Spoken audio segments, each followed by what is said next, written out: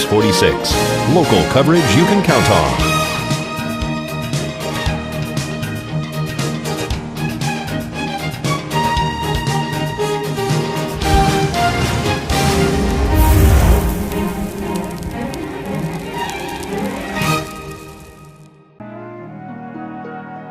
Fairy tales can come true.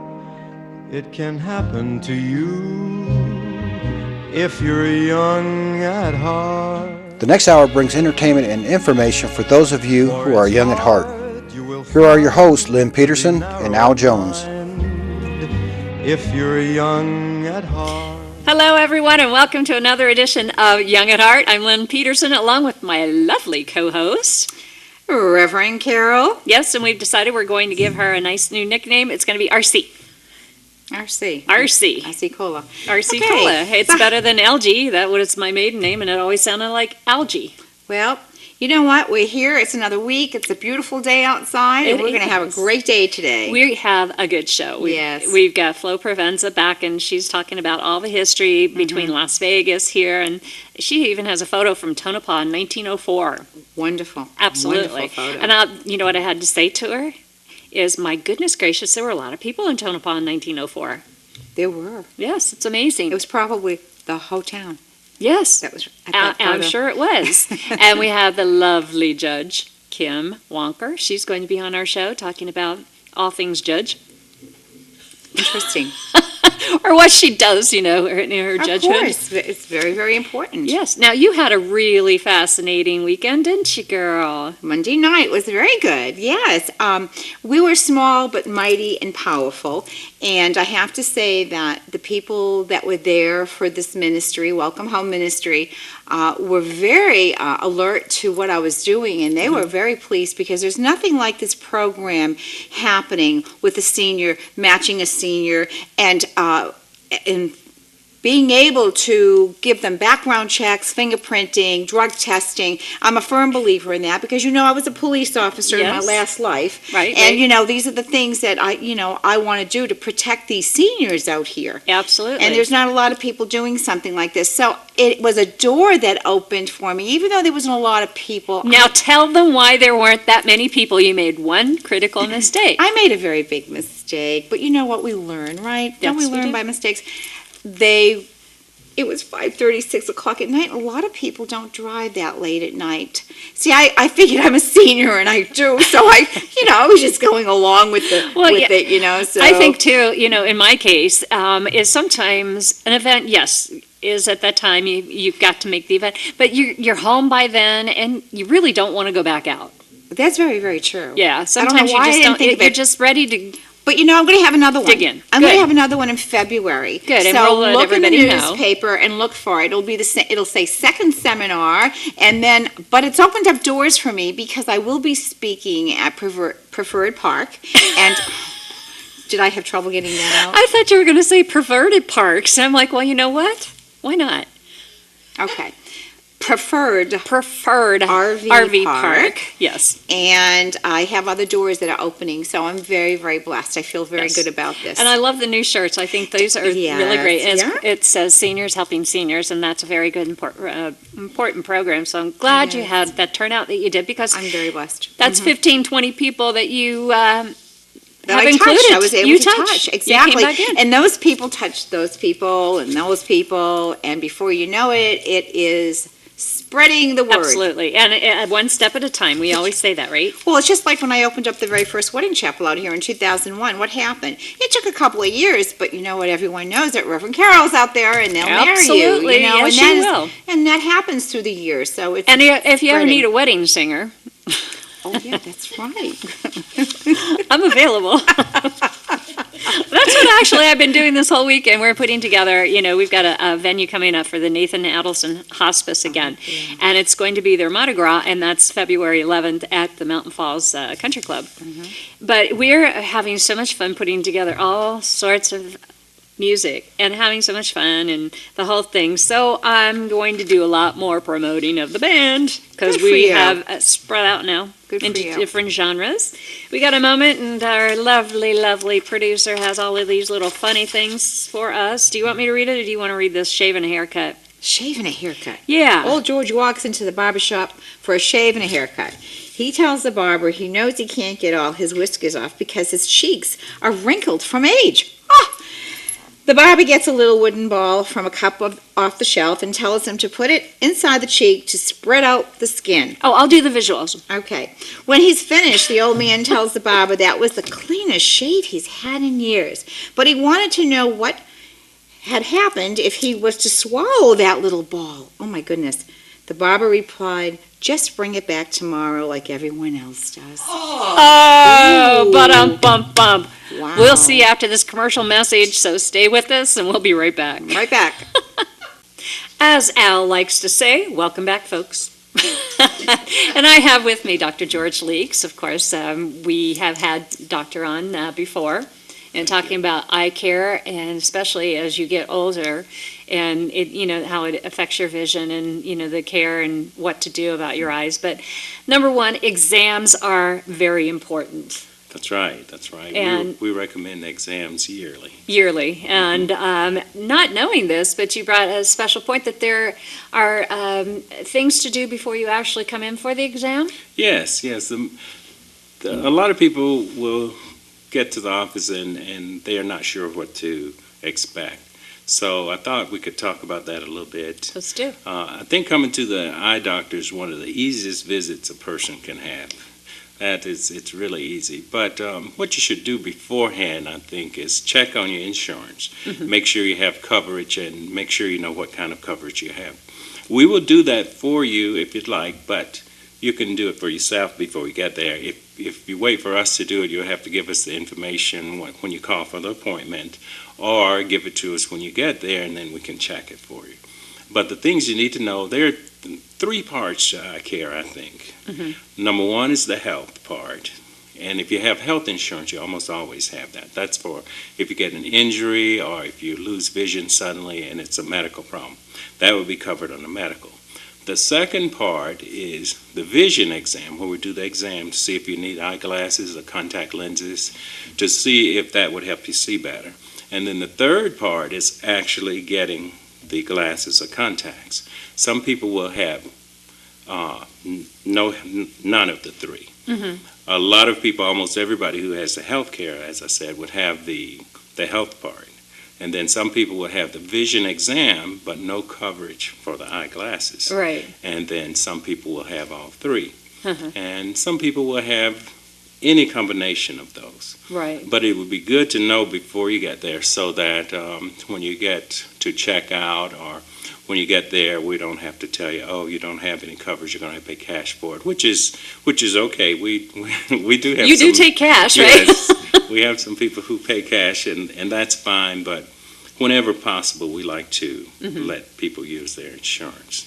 Right. Well, I think, it's important to know, and that was one of the first questions I think I was asked when calling is, do you have insurance coverage for your eyes? I don't, but I did find out that even though you don't, and this might be helpful, if you do need glasses or contacts, you can write part of that off, I understand, with your taxes, which, maybe, yes, you do have to pay out of pocket, but there is some way of recouping some of this. That's right, definitely, and we will give an itemized statement that you can give to your tax preparer or to the accountant, whoever you use, or you can use yourself. Some people prepare their own. But definitely we have all of that, and we have all the proper codes and everything, so that when you send it in, they would be able to use it.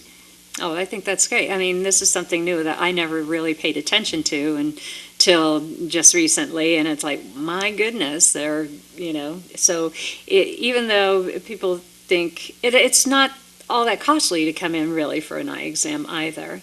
When you look at the long run of what you're preventing in the long run. Exactly right. And I have always complained that people will end up spending more for the routine maintenance on the car than they will for eye care, and I think the eye care is a lot more important. So our exams are very reasonable for people who have to pay cash. I think it's probably the lowest in town, and I do that because I truly want to make sure people don't neglect themselves because they don't have the money. I don't think they have enough money to do it. So Right. Now, I've got a question for you, because why do you have, for eyeglass exam, and then, like, if you want contacts, there's a secondary exam. What's the difference? Why do you have to do 2 exams for contacts as opposed to 1 exam for eyeglasses? Well, the eyeglass prescription will be different from the contact lens prescription. We have certain formulas that we can put in to calculate what it should be based on a particular eyeglass prescription, but we do additional tests too, because we want to know what condition, especially from a health point of view, want to know what condition your eyes are in before we start with the contacts, and then we can monitor that, and at the first sign that the contact lenses are starting to have some ill effects on the eyes, we can let you know and stop it. If we don't do that beforehand, though, we won't know. And also, in our office, the additional for the contact lens exam includes visits after you get your contact lenses, and that's included. So that means that if you get the lenses and wear them a month or 2, and something goes wrong, or you're not sure about something, you're not seeing the way you want to see, or anything, you can come back in and it's covered. Oh, wow, that's nice to know. Yes, absolutely. And I do that for the same reason. I don't want a person to think something is going on, but don't come in because they think it's going to cost extra money. So absolutely, that's the main for sure. thing. And let's talk a little bit about preventative eye care for people. What are some of the things that you recommend to help protect your eyes, to help your vision in the long run, even though we know as we get older, our eyes it's just part, there goes that darn cell phone again. It's just part of the aging process, but give us some recommendations of how to protect your eyes. Well, a lot of the things that go on in vision care and in the eyes is a lot of them are related to the environment. So the first thing I would recommend is if you spend a lot of time out of doors, make sure you have good high quality sunglasses.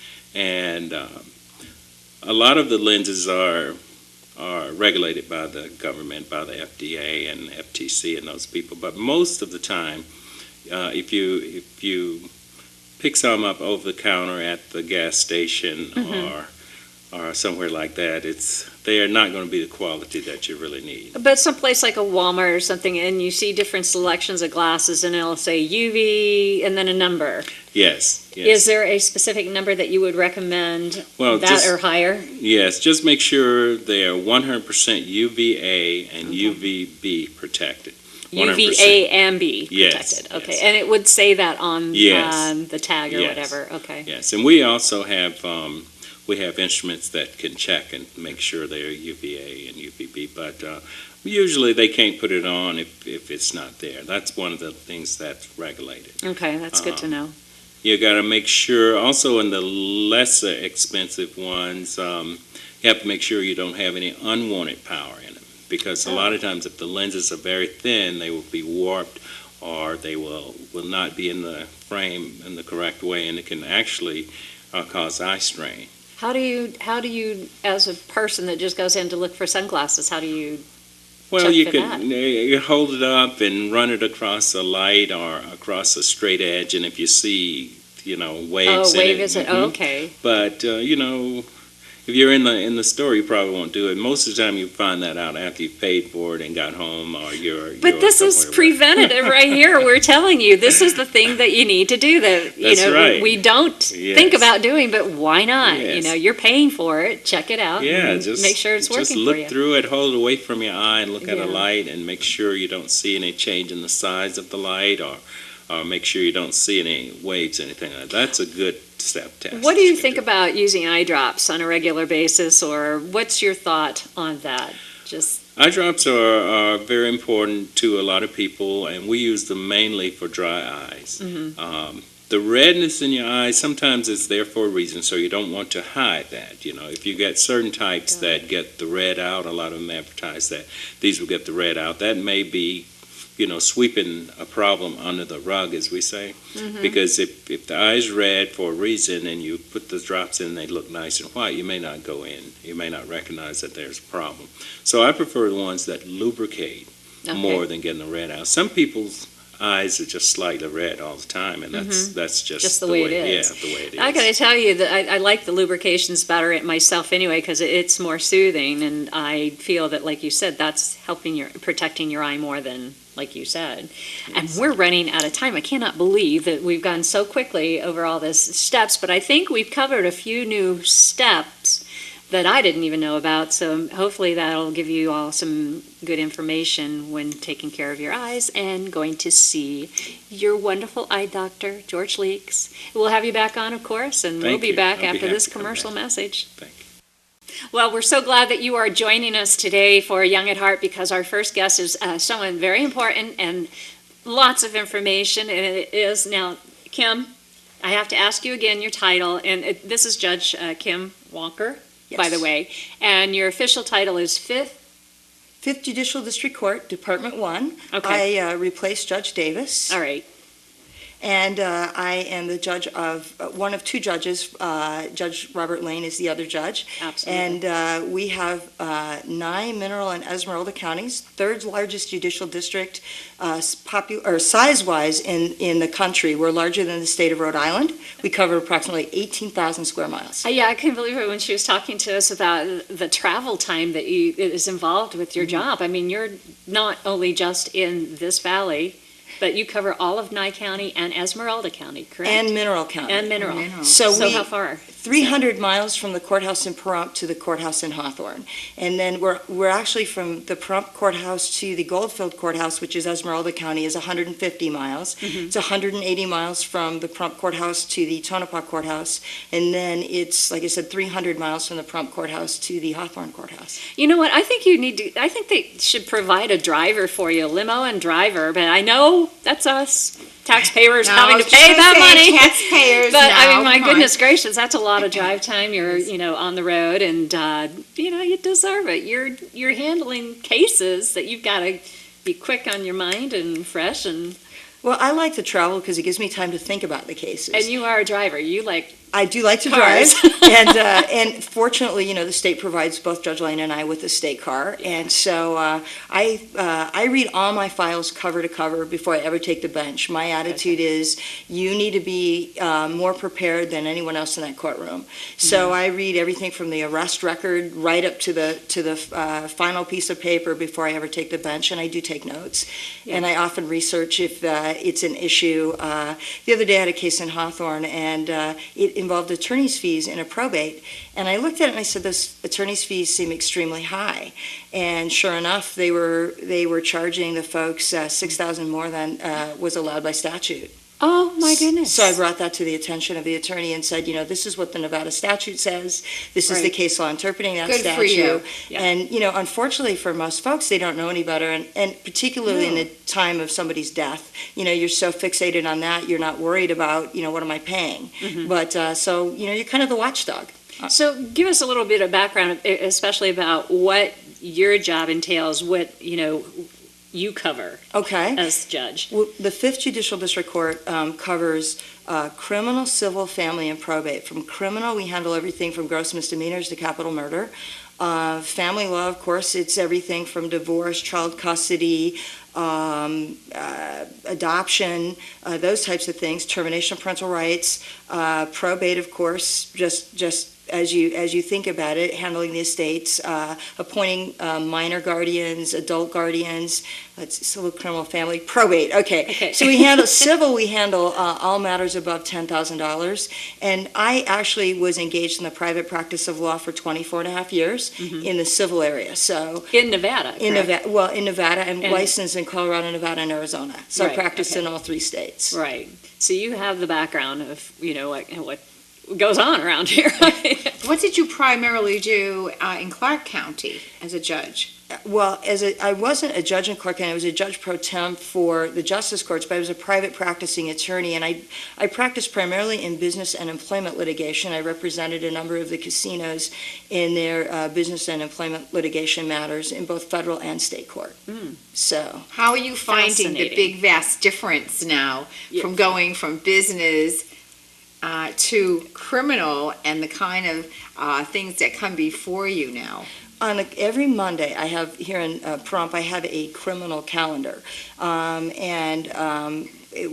arraignments, sentencings. Of course, if people plead guilty, then we sentence them. If not, we set them for trial. And so it's very interesting. It's criminal law is primarily statutory, so it's becoming familiar with the statutes. And like I said, what happens is when the case is bound over from the justice court to the district court, it's done in the form of an information that may be amended. I read the information, and then I also look up the statutes that are attached. So you said something that important to me, or what I heard is you actually don't do the trials themselves. You're recommend. No, I do handle the trials. Oh, you do handle the trials. Absolutely. Okay, I misunderstood when you said that. So that you are, like the sentencing. She does the sentencing. Yes. Yeah. Okay. Right. Okay. What happens even in the case of say a jury trial where somebody's found guilty, we always tell the jury, do not concern yourself with regard to the sentence. That sentencing is entirely up to the judge. There are sentencing guidelines that we have to follow as minimums and maximums set by statute, but the judge does have quite a bit of discretion. And what you do is you exercise your best judgment. We do get a pre-sentence investigation report for, they can be ordered for gross misdemeanors and felonies, so we see what their background is. That plays a large part. They're interviewed by probation and parole. One of the things that I do is, because practicing as a judge involves the cooperation of, I don't think people realize this, but in 8th Judicial District Court, 2nd Judicial District Court, Washoe County, Clark County, the clerks actually are employees of the Judicial Department. But out here, our clerks come from the clerk's office. So it requires a tremendous amount of cooperation between the clerk's office, the Judicial Department, probation and parole, the District Attorney's office, and the public defenders. We all work together as a team to make everything happen. And fortunately, we have a great team, and we have great people, super people. Yeah, I hear you're a pretty tough judge. Yes, I am. I have heard that too. A nice, very nice woman, but you've stated you're going to be tough on these people. My attitude is, if you do the crime, you do the time. I take a position where I've seen a number of situations where people will be sentenced, the sentence will be suspended, they're given probation, they have a violation, their probation is reinstated. And my attitude, and I tell everyone who I give probation to, probation is not a right, it's a privilege. And I expect you to comply with the terms of that probation. And if you do not, you very well, I could be sent, next time I see you for a probation violation, you may expect yourself to go to prison. And I see how shocked people are. I could tell you case after case that comes back in front of me, and I always say to them, didn't I tell you before, when I gave you the probation, if you violate, you'll be back in front of me? And I'm serious. People do not like to see people just blatantly violate the law, and I'm one of those and folks. they get over it, and it goes over and over and over again. Exactly, and I want to send a message. If you want to commit a crime, then you go to a different county. I don't want you in Nyman or Esmeralda counties. It's kind of funny, a while back we had a case where there was a spree of crimes in different counties, and the person got up and said, well, I'm entitled to probation, and I said, well, maybe you are in all these other counties, but you know what? In this county, we're going to send a message to you. You commit a crime here, you're going to pay the time. Absolutely. And they were just stunned, but that's my attitude here. I have an obligation to the folks that are in this judicial district, and that is that the streets are safe, and, you commit a crime, and I'm going to hold you, I say I'm going to hold you accountable and responsible. I took over drug court from Judge Lane, who did a marvelous job with drug court. He did. And starting drug court. But I take the position, I make everybody who isn't employed do community service 20 hours a week. Good for you. And I say to them, look, well, I can't get there. I don't have a driver's license. We have a used bicycle program. I have somebody who repairs the bikes. I'm a love big this. bicyclist, and I make you get out and ride. You know, we were talking about that yesterday. We were driving up 160 and there was a load of trash on the side.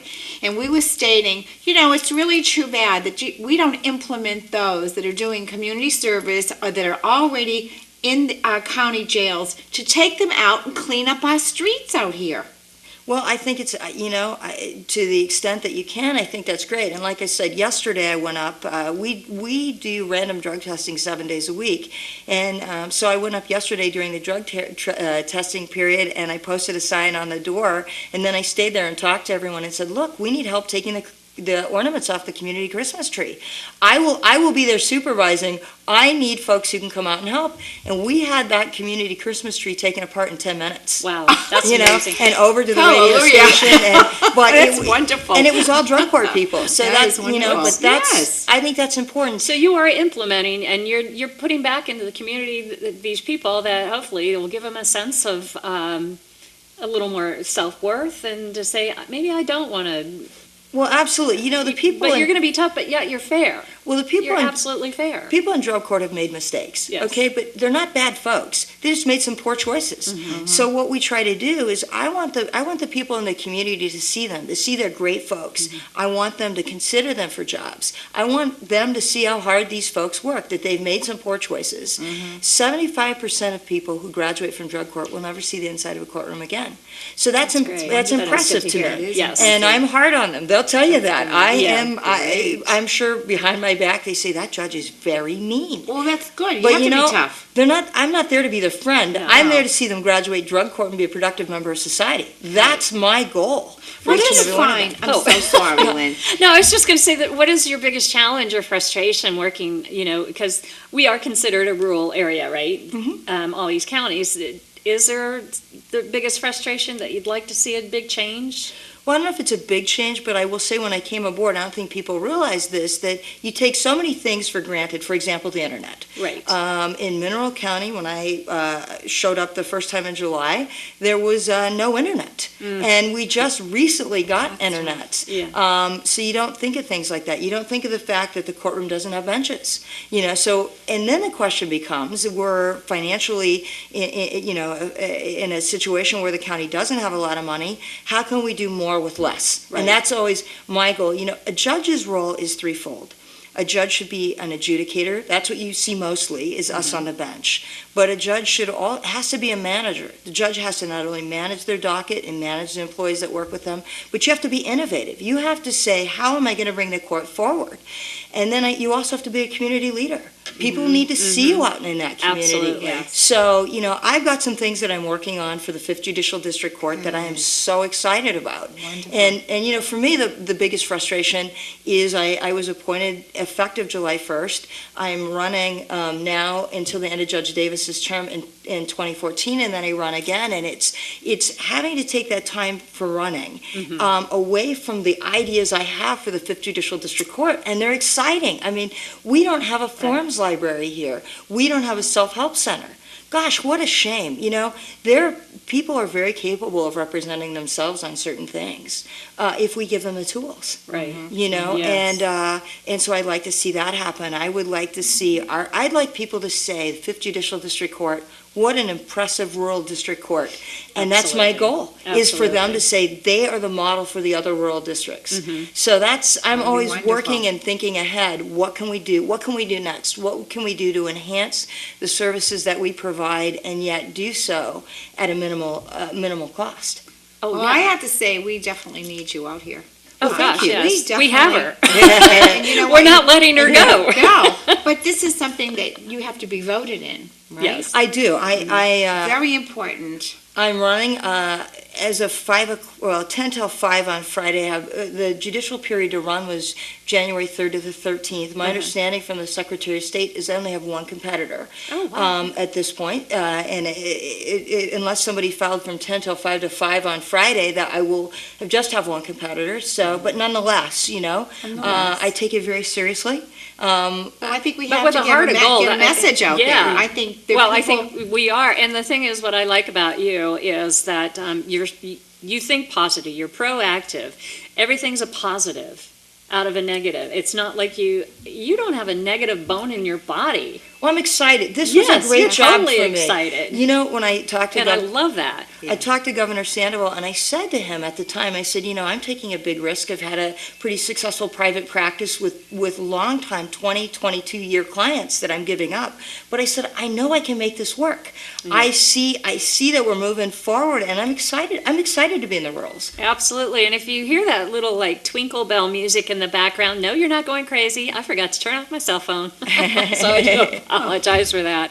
But at least it's not an annoying sound, Well, this is great, and we're going to have you back on the show and talk about, I know you can't talk about specific cases, but just, I think I find it fascinating, some of the stories, if you're allowed to generalize it, just say some of the things that you've had come across that have been comical, challenging, or Well, we in judicial, we often go back and we just laugh. You just have to have a sense of humor You when do. you sit on the bench, and you just every day is a new adventure. We don't know what the next day is going to bring, what's going to happen. You just have great people who can just wing it. That's right. And now this is a woman, I think how she releases and lets go and enjoys herself is she is a Need for Speed girl down at this racetrack, as well as a bicyclist. And we are so glad to have you on the show. We're going to have you back. Yes. Thank you so much for been Thank spending you. the It's time. been a Thank pleasure. you so I think I much. did all the talking, but That's okay. I'm We don't care. excited about you're my supposed to job. do all the talking. We got to know you better. I'd like to shake your Thank you hand. so much. You. Me too, but mine's freezing. We'll be right back. Thank you. Bye-bye. And here we are again, young at heart, with one of our favorite and most popular guests, as far as we are concerned. We love having you, is Flo Provenza. Probably the oldest one, too. Oh, no, but young at heart. You are Okay. still young at heart. And Flo, it's just amazing to talk to you because we just really never know what we're going to talk about, number one. But it's always interesting because it always has something to do with history of Nevada, not only just here in Pahrump, but also in Las Vegas and elsewhere. And we had a chance, we were kind of finishing up the last time you were here about the maps and how your son Jan Provenza was instrumental in getting the maps for the valley done. And you started to tell a story about whatever happened to that and To his map. to his map. Okay, yes, and I was showing you some of the paperwork and Right, what it cost exactly. him. And then he made a proposal to the county to define the capacities and limitations of a comprehensive addressing system for use within the boundaries of the then unincorporated township of Pahrump, Nevada. Boy, he sounds like a lawyer. I didn't know Jan. He probably had a little help. Oh, He yeah, and my- it sounds like. And I never mentioned Ronnie Phillips, but Ronnie Phillips also was a big help to him. He was the surveyor out here. Right. He moved out here when we came out because the electric company was putting lines right through my land. And when we were going to build a house on 20 acres, they were going to take it from an existing pump and just run it across the land. And I said, hold it, just a minute. And I brought Ronnie out. Yeah. And he made an easement all the way down the back from one street to another so that we could put the lines back there. Then I have a question to ask on the maps.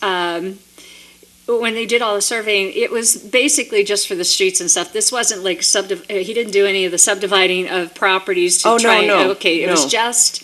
Subdivisions were done on a piece of paper. Oh my gosh. And if you could find them, you had to bring a surveyor with you with his instruments. Well, remember your story you told me when I first met you in real estate, and you were telling me the story about taking a couple in your Mercedes out to see a property. Well, not having the boundary lines, I just remember you said you drove them up to this one area, and you said, get out of the car, look around you. Do you like what you see? Do you like the view? And they're like, yes, we do. We love it. It's lovely. And you said, well, somewhere within this parameter is the property that's for sale.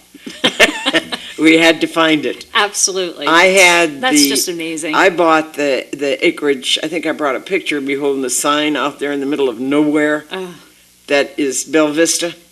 And when I bought it, it was 40 acres. And I never knew for sure where it was. I Right. would drive on that little wheelie where the cars had been, or trucks or something.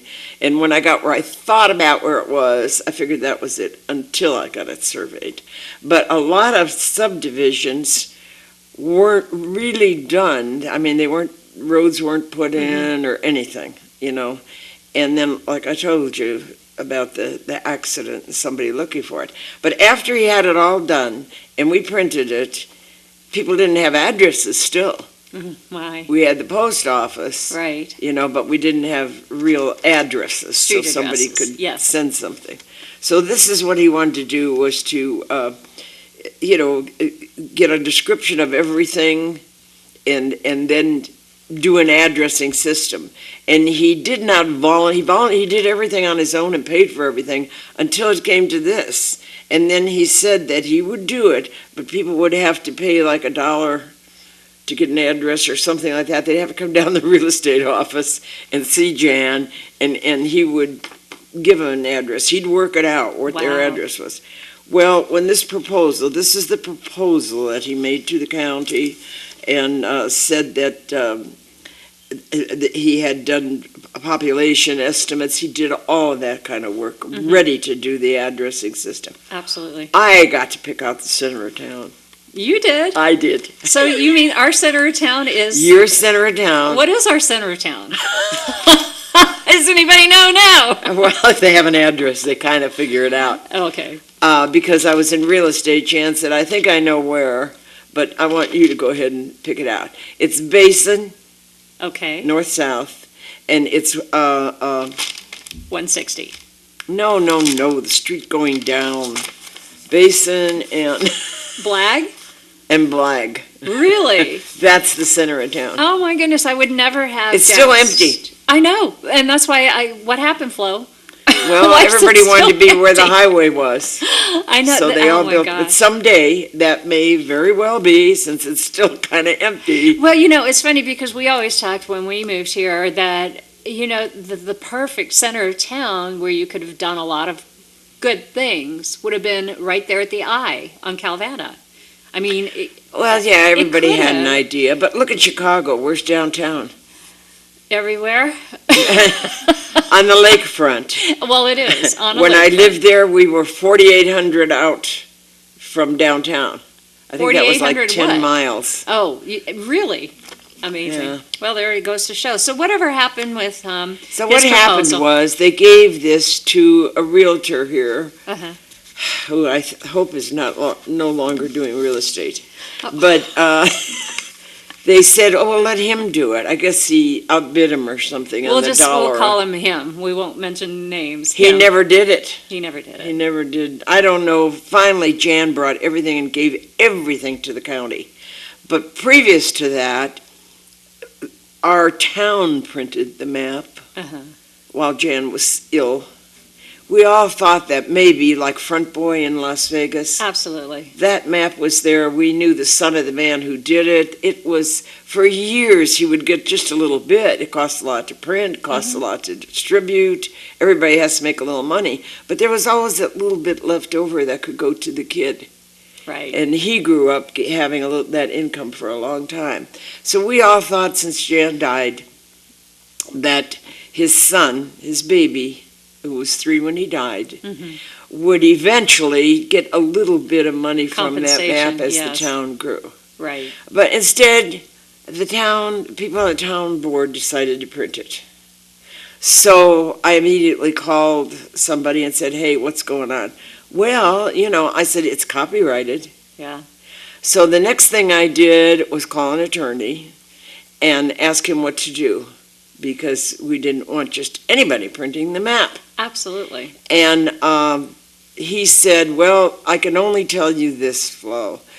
It would cost you about $150,000 to take them to court. And the other thing I can tell you is your town, according to the attorney that takes care of things, I think his name was Smith, according to him, your town does not have $150,000. So we talked it over and we said, oh, hell, and Jan gave the town everything. Well, you know what? In a way, you can talk about that there was a loss of income or whatever for his child, but he's left a legacy. And, yes. and in a way, Oh, I yes. think that's great that here it was this Well, it young wasn't man. money that made him do it. He did it because he wanted people's lives to be saved, and he wanted the town to have Yeah. something Yeah. to show where we are, in a rural But you area. soon, when things go bad for you, you sure learn They go. learn where your friends are. You do, but Yeah. I think it's great that State it's, printed it too. yes. I think I told you that last time. You about mentioned, that and guy. you finally just said, "Oh, what the heck? Let Yeah. let whoever have it, because Yeah. that's just It the is way still is. copyrighted, however, Uh-huh. but it's not printed. And it's still in use. Yeah, it's still in use, and that's yeah. important. Because I know that we've have other types of maps too of the valley, but Yeah, that's, that one is still used. Every time you change something, you can get fined $150,000. Whoa! That's what it was. And boy, has it changed. Who gets fined? Well, whoever did it should get fined Oh, for printing it printing it. and changing it. Wow! Both. Yes. Two things. You can print it, that's a certain amount. Uh-huh. Changing it, that's printing it again. So anyhow, Well, that's amazing. that's what that amounted to. Absolutely. However, I did want to go back to Las Vegas a little bit. And we are going to, because we're bringing you back on the show again, our second segment, because we're out of time on this one. But we Wow. covered it. We covered the importance of this map and what Jan did to help this valley grow by doing what he did. Yes. And you're a big part of that too. And so we'll be back to talk about other areas of Las Vegas, Tonopah, and Nevada, or Pahrump. So thank you, and we'll be right back after this commercial. Well, we're back with Flo, and as she's looking at all her photos there, we're going to be talking a little bit about the growth, again, of Las Vegas all the way up to Tonopah. You brought some pictures in, and I find that fascinating.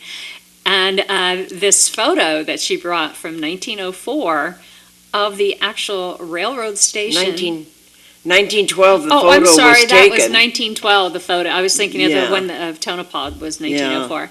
But I think Jason has that, and he'll be showing that photo of, I guess, was that considered downtown Las Vegas at the time, where the railroad station, where we now... That's the way it still was. Okay, so The- that is, there we go. So that was considered in 1912, like the downtown... Yeah, that back building, the Mission style. So that's not Basin and Black. That's Main Street. That's Main Street. That's in Las If Vegas. we were looking Yeah. now, it was like that when I was raising my kids. There might have been a That's couple what amazes more, me, yeah. couple more little buildings, but not much. But that's what's so amazing. You see this photo from 1912, and to know that from that time to the 50s and into the early 60s, that not much changed in Las That's Vegas. right. That's right. It was all out on the Strip. And now when you see downtown, it's just amazing. Okay, where the railroad station is there in the picture in the background, what hotel was it that's there now? It was the Union Plaza. Okay, That was the Boyd's. got it. And that was kind of nice because when they had the opening, one of the kids from the Boyd family came over with a big car and picked up my kids and a few more kids in town, the Levitts, I guess, and took them all down to the opening. They were teenagers Oh my gosh, that is when that hilarious. hotel replaced So that. is that the first casino hotel of any significance that was built Downtown. in downtown area? Yeah. Well, actually, no, because there was always the Binion's place. Right. Oh, okay. Yeah, and there was, what was the little one? There was a small one down there. Boy, my names are disappearing. Well, that's. I can't help you there. No, I know it. It's awful. I have to write these things down. And you do. Very good job. Anyhow, at the train station, Uh-huh.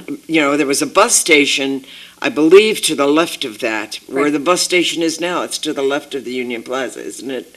I don't know. I've never really gone down there by the bus station. Okay. Well, anyhow, We'll have to there find was out. a bus station down there, and so if you went anywhere, it was either the train or the bus. That's how you yes, traveled. Yeah. They had an airport, and it was a little bit better than the Reno airport. not much. But when you went there to greet someone, you went down to a little building. They had to keep you out of the weather. And then when the plane landed, it pulled up to the gate by the fence. And then you walked down and stood right by the gate, and everybody got off the airplane and came in. If they had to do anything or get a drink of water, they'd run down to the little building. Otherwise, they'd go to the parking lot and get in the car. Well, why not? That's the way we do things here in the Wild That's Wild the way it West. was. Reno had a smaller gate. A smaller gate. That's unheard of. You brought a photo of Tonopah, which I found fascinating. That was from the 1904. I think Jason has that one coming up. And the significance behind that photo, and I was reading it, and it had something to do, it was... I don't think it was that one you were reading. It looks like it was... No, it was this one. Jason, It you was? have that picture of, that's in Tonopah. It was during, like, July 26, 2004. And it was some gathering, and I was just amazed I at don't the... know if you can... No, he didn't take oh those. my goodness, and yeah, I guess That's Goldfield. that's Goldfield. So, okay, when the mining and everything was big back in that era of, that just amazes me that over the years, the changes that you've seen in those areas. Oh, yeah. Everything has changed so much.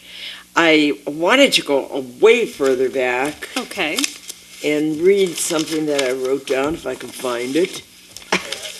well, it's mixed in there with all that other good stuff. You've got just All right. so much stuff. in I there. have to kind of read this because I knew Okay. I wouldn't remember it, but I wrote this, I can't remember when, but quite a while ago. And it's my reason for having this conglomeration Okay. and for what I do. Okay, Because when I was a child, our local park had programs for children and cultural programs. And I learned my first dance steps at the age of 6. I learned to do tricks on the trapeze, made paper mache. By the time I was 12, I learned about the first Americans, the Indians, actually made a bow and arrow out of lemon wood and real feathers and everything, and became quite proficient at using it. I spent time at the Art Institute looking at all those beautiful pictures of faraway places and ancient, strange people. I knew then I'd learned to paint somehow. I had a museum of natural history to wander through, planetarium where I could gaze at the stars and the sky. I was in a play, a parade where I made my own costume. I learned to ride a horse at Lincoln Park. I was read to, I saw plays, I heard music, spent time at the Museum of Science and Industry. It's fantastic. If I never had had an education in school, I feel as though I had a fantastic education in Chicago. At the age of 10, I could take 10 cents, 2 nickels, and maybe a dime for a hot dog, and I was safe to get on a streetcar with the nickel, go down, transfer, go all the way downtown, and spend all day doing these things, and nobody worried about me because it was that safe, except for one big incident at some park sometime that they wrote a book about where somebody killed somebody. There was murder in the White City or something like that. oh my goodness. But we were allowed, the parks were close. Every precinct or area roped off by a conglomerate of people who generally got to know each other at precinct doings, Right. neighborhoods. Right. Every one of them had a park. And the government hired people to work in the park. That's where I did all of this. Every Saturday, something was going on at the park that taught us and combined us and kept us interested and took us places. Right. And so in Nevada, when my kids were very small, they weren't, the last one was born in Nevada, but they were all young when we moved here. No, more of them were born in Nevada, California, excuse me. Right. California. Then we came to Well, Las they were young, Vegas. because I remember if you moved here in the early 60s, the kids Yeah. were still fairly young. Yeah. I think the first one was born here in about 61, something like that. But anyhow, when I came out here and saw that there was nothing to do these kind of things, I immediately wanted to do something. Right. So I worked to help put up the first home for old people in Nevada. We worked on that. I got the Italian American Club, and then the ladies from the Italian American Club helped, and we worked on that. I worked with the Catholic school on a lot of different things, carnivals and things. Mm-hmm. And little by little, my whole life was spent being involved with things that my children could be involved with, Right. trying to help them. Mm-hmm. And it gets very interesting, and that's why the trips to the desert, the trips to Tonopah, the trips to Reno, Well, you everywhere have I all could of take this them, I history. took them. Yes, because it's important, I think, for yes, our, to know our culture. history and our culture here in the desert. That's the only thing we have that's something better than animals have. Mm. Otherwise, we just are animals. And, you said something interesting when you were reading your little thing about what you learned growing up in Chicago, how you learned how to do a bow and arrow. You learned you had the planetarium to look at the stars. You had the Museum of Natural Science and History. In a way, you brought that to your kids in the desert. It might not have been a building, but you took them out. They got to see the stars. Yeah. You took them out. They got to see nature in its natural habitat. And things like that we've got to bring forward, I think, into our county. I'd love to see more of that. We used to do a lot of it in Las Vegas years ago. Mm-hmm. The Home of the Good Shepherd, I actually got to be on stage in a play. We have that here, too. Because we raised money Uh-huh. for the nuns to take care of the girls who Right. were a little on the wayward side. Some of them, quite a few of them in Nevada. Oh, really? Yeah. You don't say. No. Started That's a when- whole nother story. Started way back when the miners came. Yeah, I mean, that is just so fascinating, the whole thing with the miners. And this picture that you, from 1904 in Tonopah, I don't think there's one woman in there. No. Whole picture. Well, there might be one, but they probably kept her hidden. Yeah, well. But the resurgence, it seems, to, that, the Historical Society of Goldfield and trying to preserve some of the history there, because let's face it, in Nevada, we tear down things. Oh. And we don't look at our history like other states do, I think. And you lose so much of it. Yeah. And it's just a shame because of, I don't know why, what is it about Nevada that, Well, to preserve our think history? They wanted to be modern like everybody else, and they were kind of out in a place where it's not easy to get what other places have. Mm-hmm. The big cities grew, and the little towns around them could Right. take from that. Reno was our big town. Mm-hmm. But look at Reno, look at Carson City. You still have some of the historical buildings there. Yeah. It's not so easily torn down and replaced as we do in southern Nevada. Well, it that's seems true. But a lot of the people that came to southern Nevada were temporary people. like. Uh-huh. And so that's the feel they get. Yeah, they didn't necessarily retire in Nevada. Right. They retired in nice, wealthy homes. That's another story. We won't get into that one either. I went back to the Italian American Club. Just kidding.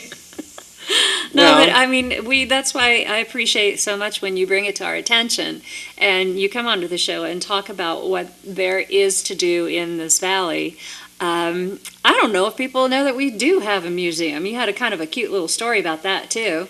Do we have any time? I think we got about 3 minutes. So. Oh, maybe. There were two brothers up in Tonopah who asked me if I could do anything to help them get a museum started. Mm-hmm. Boy, I was famous for a whole day. I got to put cement on a stone when they built it. But first we collected a lot of things. Mm-hmm. And nobody down here was interested, Right. except Harry Ford was, but he didn't do anything about it. And then he got upset with me when I went up there and Started giving artifacts and helping things them. up there, yeah. Yeah. But now, from that, it has evolved a very nice museum down here. Well, you know what? I just really haven't been in there Mhm. because I'm too old to go anywhere anyhow.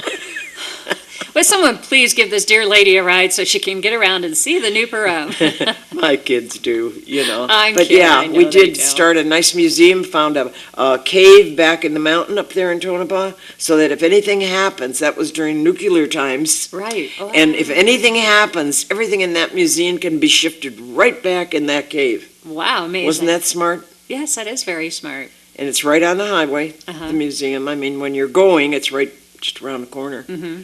And it is probably very worthwhile because all of these pictures that I have, except the one I'm looking for that's missing, train station burnt down up in Tonopah. Wow, yeah.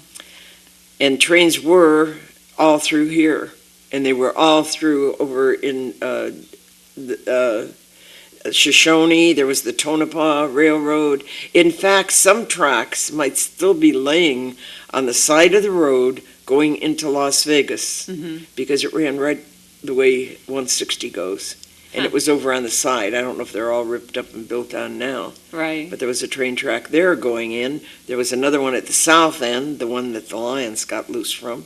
And, I remember that story. you know, everybody Oh, but I traveled remember by that train. one when the lions got loose in downtown Las Vegas, and that's a story. Oh my goodness. Anyhow, there's a lot to look at and see Uh-huh. what's there. There's still one place that I've never gone. I have a picture of and I want to go, but I understand it's about 200 miles from anything. Moore's Station, Moore Station. I'm not way north, Like- big sturdy. in Nevada. Yes. Okay.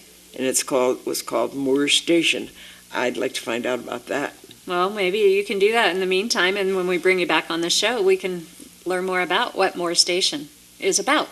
Okay, if not, I'll just go in my box and pull something out. We never did get to your quilting, but she's been using all of these wonderful pieces of material from silks. She's taking her daughter's clothes and saying, "You guys going to use this?" and taking them and ripping them and making these gorgeous quilts. Yes. So we'll have to do a show and show some of your artwork and quilts, because we'd love to have you back on. Oh, I've made about 100 quilts. There you go. And we'll be right back after this commercial message. Don't go away. Well, what did you think of the show today? You know what? It was great. It was very fascinating, very informative. Yeah. Both with Kim, Yes. Well, Judge. my new friend. She's my Wanker. new friend. She's a very nice woman. We think a lot alike. Oh, okay. Yeah. You're just brown nosing. No, I'm kidding. Golly. No. Kim is. What would I get from brown nosing? I'm kidding. I know. Golly. I know you. You're a nerd. Yeah, I know. Yeah, I'm just a nerd. She said I'm a nerd. Funny. And then you had Dr. Leaks, and he's very Yeah, well, you know, interesting. I finding out just a few important facts about eye care and, the fact of how you can pay for it if you don't have coverage was important to me, because I think, that you can write it important to a off. lot of people. Yeah, it's Everywhere we go. exactly. You got to Yeah. recoup your losses or your money someplace. Right. It's not a loss. Your loss of eyesight is a loss, but Oh, boy. yeah, that's a big one. And then, of course, Flo Provenza. It's always a pleasure to have her on. She's she's- a fascinating woman. Yes, she is fascinating. So I enjoy talking to her, and you never know where we go. We just go from one end of the valley to the next, and sometimes to Chicago. But it's fun. But it was a great show. Yes. I am very happy to be here. It's been it's been a lot of fun co-hosting It and has. getting messages out there about the ministry, Absolutely. and that's so important to me. So thank you. Well, I so- appreciate Well, being with you. You're not going anywhere. You're still with us, and we just love Yes, having you. I so And appreciate you. we've got some more funnies if you. Oh boy. Well, here, I'll do this one. There's the extra volume shampoo is something I need. Please share the following information with your friends. I don't know why, didn't figure this out before. Wash my hair in a tub, and the shampoo gets all over my body, and printed very clearly on the label is this warning for extra volume and body. No wonder I've been gaining weight. Well, since then, I've gotten rid of my shampoo, and I'm going to start using dishwashing liquid instead. Its label reads, dissolves fat that is otherwise difficult to remove. Ba-dum-bum-bum. Oh, that is Problem solved. cute. If That I is don't cute. answer the phone, I'll be in the tub. And on that note, can you believe there's some of these funny things that Pat finds, and it's like, But you know it's what? good, clean fun. And that's nice. Yeah, especially with the liquid soap, you know. I'm going to try that, see if it works. Just throw Dissolve, it right on see the if it fast. dissolves all the Yeah, greasy fat. that's right. You all have a great week. We'll see you next time on Young at Heart. God bless. Next week for another entertaining and informative hour of Young at Heart. Have a good day.